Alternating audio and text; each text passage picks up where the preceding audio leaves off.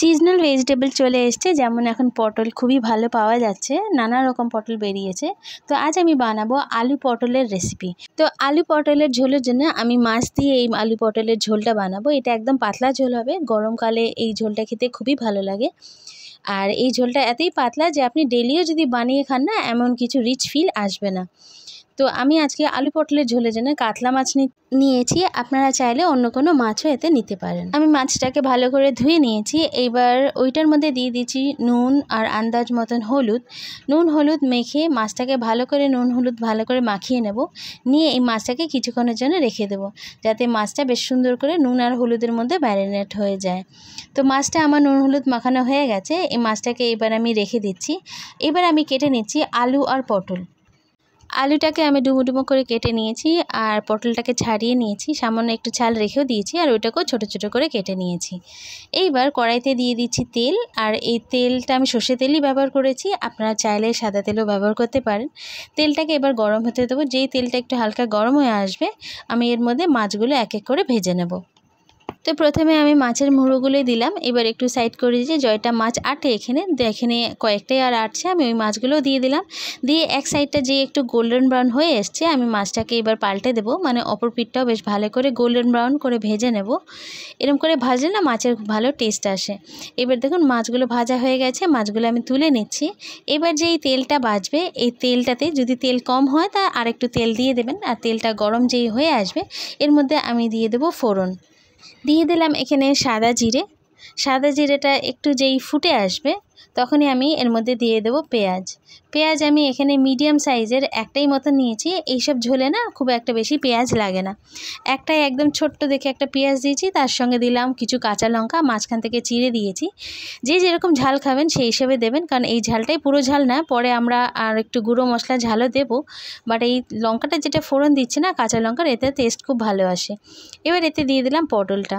এবার এই পটল আর আলু সবগুলো একসঙ্গে আমি ভেজে নেব। আলু পটল সবই দিলাম, আমি একসঙ্গে খুব ভালো করে ভেজে নেব। আমি আলু খুব একটা বেশি দিইনি, কারণ আলু খুব একটা বেশি খাই না আমরা। আপনারা যদি খেতে চান তাহলে আপনারা আপনাদের মতন কম বেশি করতেই পারেন। এবার আলুটা সামান্য একটু ভেজে নেব, বেশিক্ষণ না, 3 থেকে 4 মিনিট আমি এটাকে একটু ভেজে নিচ্ছি হালকা। এবার দিয়ে দিলাম স্বাদ মতন নুন দেওয়ার পরে আবারও আমি আলু পটল সব সবজিগুলোকে ভালো করে নাড়াচাড়া করে একটু নুনটা ভালো করে মিশিয়ে নিলাম। নুনটা মেশানো হয়ে গেলে আমি এর মধ্যে দিয়ে দেব হলুদ গুঁড়ো। তো আমি মশলা দিয়েও যাচ্ছি, সঙ্গে এটাকে ভাজাও করে যাচ্ছি, ওই জন্য আমি মাঝে মাঝে নাড়াচাড়া করছি। তো আমি হলুদটাও দিয়ে দিলাম। হলুদটা দেওয়ার পরে এতে আমি দিয়ে দিচ্ছি সামান্য লঙ্কার গুঁড়ো। যতটা ঝাল খাবেন সেই হিসাবে ঝাল দেবেন। দিয়ে দিলাম ভাজা জিরের গুঁড়ো, আর তার সঙ্গে দিলাম ভাজা ধনের গুঁড়ো। তো সব গুঁড়ো মশলা দেওয়া হয়ে গেছে। এতে দিয়ে দেবো সামান্য একটু জল, কারণ সবগুলি গুঁড়ো মশলা, শুকনো গুঁড়ো মশলা। তো জলটা যদি না দিই, এমনি যদি আমি এটাকে নাড়াচাড়া করি, তো তেলের মধ্যে না শুকনো মশলাটা পুড়ে যাবে। তাই সামান্য একটু জল দিলাম, আর জল দিয়েই এটাকে এবার একটু কষে নেব। আমি আবারও এর মধ্যে আরেকটু জল দিয়ে দিলাম। এবার জল দিয়ে ভালো করে একটু নাড়াচাড়া করে নিচ্ছি। এবার এটা নাড়াচাড়া করার পরে না, এটাকে ভালো করে হালকা আমি ঢেকে দিয়ে সেদ্ধ করে নেব। তাই জন্য আরেকটু জল দিয়ে দিলাম, যাতে এই সবজিগুলো যেগুলো আছে না একটু ডুবে ডুবে থাকে। বেশি জল দেবে না, সবজিটা একটু ডুবে থাকলেই হবে। তো জল আমি দিয়ে দিয়েছি, দেখুন একবার ফুটে চলে এসছে, মানে ফুটে এসছে অলরেডি। এবারে এটাকে আমি ঢেকে দেবো। বেশিক্ষণ আমি রান্না করব না, 4 থেকে 5 মিনিটই করব। দেখুন 4 থেকে 5 মিনিট পরে আমি এটাকে আবারও খুলে দিলাম। জল এখনও অতটাই আছে যতটা আমি জল দিয়েছিলাম। আমি এবার আলুটা একটু চেক করে নিচ্ছি, আলু এখনও পুরোপুরি সেদ্ধ হয়নি, কিছুটা বাকি আছে। তার মধ্যে দিয়ে দিলাম আমি একটা টমেটো। এখানে আমি মিডিয়াম সাইজের একটা টমেটো দিয়েছি। দিয়ে এবার এটাকে আবারও ঢেকে দিচ্ছি, যাতে টমেটো আলু সবগুলি সেদ্ধ হয়ে যায়। 4-5 মিনিট হয়ে গেল। এবার আমি আবারও একটু খুলে নাড়াচাড়া করে নিচ্ছি, যাতে না সবজিগুলো চারিদিক দিয়ে খুব ভালোভাবে সেদ্ধ হয়। তো এর মধ্যে আমি আবার একবার দেখে নিচ্ছি আলু সেদ্ধ হয়েছে কিনা। হয়নি এখনও, সবই খুললাম। তো আমি আবার এটাকে ঢেকে কভার করে রান্না করছি। এবার একটু না বেশিক্ষণ কুক করব, 5 থেকে 6 মিনিটের মতন রাখবো। 6 মিনিট হয়ে গেল আমার। এবার আমি ঢাকনাটা খুলবো। এবার দেখুন এখানে যতটা জল ছিল আগে, সেরকম জল আর কিন্তু এখানে নেই। জলটা এখন শুকিয়ে এসছে, পুরোপুরি শুকায়নি, একটু শুকিয়ে এসছে। টমেটোগুলোও পুরোপুরি গলেনি, হাফ গলে গেছে, মানে হাফ সেদ্ধ হয়ে গেছে, হাফ এখনও আছে। তো এই যে বাকি যে সেদ্ধ হয়নি যে সবজিগুলো, এখন আমি কষতে শুরু করব। কষতে কষতে এই সব সবজিগুলোই বাকি যেটুকু আছে সেদ্ধ হয়ে যাবে। আলুটা আমি আরেকবার দেখলাম, আলু সেদ্ধ হয়ে গেছে কিন্তু সেরকমভাবে সুসিদ্ধ টাইপের মতন হয়নি। তো কোনো ব্যাপার না, আমি এখন যে কষতে শুরু করব এর মধ্যে এই সেদ্ধটা হয়ে যাবে। তো এইবার দেখুন এর মধ্যে যেটুকু জল আছে ওইটার মধ্যে আমি এখন কষতে শুরু করলাম। কষতে আমাদের বেশিক্ষণ টাইম লাগবে না, 7 থেকে 8 মিনিট মতন লাগবে। আপনাকে মিডিয়াম টু লো ফ্লেমেই আমি রাখলাম, হাই ফ্লেম রাখলাম না। হাই ফ্লেম রাখলে সঙ্গে সঙ্গে জলটা শুকিয়ে যাবে, তো আমাকে কষতে আমি পাবো না, টাইমটা অতটা পাবো না। তাই জন্য আমি মিডিয়াম টু লোই রাখলাম, যাতে কষতে কষতে আমার সব সবজিগুলো সেদ্ধ হয়ে যায়, প্লাস আমার যে তরকারিটা আছে এটার কষাটাও যেন হয়ে যায়। দেখুন যত কষতে থাকছি আমি তত জলটা আস্তে আস্তে কিন্তু কমে যাচ্ছে। আমি আবারও এটাকে নাড়াচাড়া করলাম। খুব বেশি জোরে জোরে ঘাঁটবেন না, জোরে জোরে ঘাঁটলে কী হবে, আলুগুলো যেগুলো আছে না, আলু তো সবার আগে সেদ্ধ হয়ে যায়, তো ঘাঁটাঘাঁটির চোটে না আলুগুলো একদম গলে ডাল হয়ে যাবে। তো আমাদের দেখে শুনে এইভাবে এখানে ঘেঁটে নিতে হবে। তো দেখুন এবার সাইড থেকে না আস্তে আস্তে সবজি থেকে তেল ছেড়ে আসছে। যখন সাইড থেকে এরকম তেল ছেড়ে আসবে বুঝবেন আমাদের কষাটা অলমোস্ট হয়ে আসছে। তো এখন এখানে দেখার পালা টমেটোগুলো দেখি এখন অতটা আর সেরকম কাঁচা নেই, এখন অলমোস্ট গলে এসছে, খালি টমেটোর ঝালগুলোই দেখা যাচ্ছে। আমি এটাকে ভালো করে নাড়াচাড়া করছি। আমি এখনও পর্যন্ত এতে কোনো জল দিইনি, আমি যেইটুকু জল ছিল তখন ওইটুকু জলের মধ্যেই কিন্তু আমি কষে যাচ্ছি।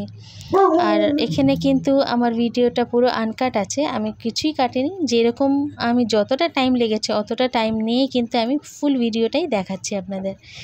দেখুন এখন কষা অলমোস্ট প্রায় হয়ে এসছে, জলটা এখন পুরোপুরি প্রায় শুকিয়ে এসছে, তেল সাইড দিয়ে একদম বেরিয়ে এসছে। তো এখন এখানে আমি দিয়ে দেবো জল। এই জলটা যেটা দেবো একটু উষ্ণ গরমই জল দেবো। দেখুন দেওয়ার সঙ্গে সঙ্গে ফুটতে শুরু করে দিয়েছে। উষ্ণ গরম জল দিলে কি হয় না, সবজিটা মানে আমার যে তরকারিটা আছে সেটা সঙ্গে সঙ্গে ফুটতে শুরু করে। ঠান্ডা জল দিলে ওটা আবার গরম হবে, তারপরে গিয়ে ফুটবে, টাইম লাগবে, এতে সবজির মানে তরকারির যে টেস্টটা আছে সেই টেস্টটা একটু বদলে যায়। তো আমি জল এখানে দিয়ে দিচ্ছি। এই জলের সঙ্গে আমি আরেকটু জল দিলাম, কারণ ঝোলটা একটু পাতলা হবে আর জল আরেকটু লাগবে। তো এইবার সব সবজিগুলো ভালো করে নাড়াচাড়া করে নিলাম, যাতে এই ঝোলটার মধ্যে পুরো সবজির ফ্লেভারটা যেন এসে যায়। তো নাড়াচাড়া করা আমার হয়ে গেছে, এবারে আসতে হবে একটা বয়েল। যেই একটা বয়েল চলে আসবে তখনই আমি এর মধ্যে দিয়ে দেবো মাছগুলো। তো দেখুন আস্তে আস্তে বয়েল সাইড দিয়ে আসা শুরু হয়ে গেছে, তো সবজি মানে ঝোলটা আস্তে আস্তে বয়েল হতে শুরু করেছে।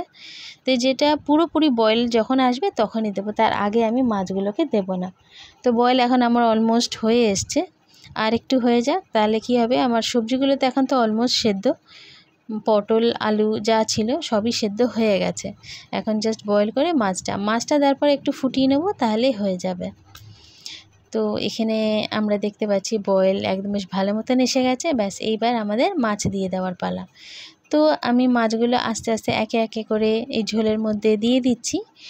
আমি মাছের মধ্যে না, ঝোলের মধ্যে যে মাছটা দিচ্ছি, মাছগুলো না আমি ঝোলের মধ্যে পুরোপুরি ডুবিয়ে দেব। তাহলে কি হবে, মাছের ঝোলের মধ্যেই না এই মাছটা সেদ্ধ হবে, তাহলে মাছের ফ্লেভারটা ঝোলের মধ্যে খুব তাড়াতাড়ি চলে আসবে।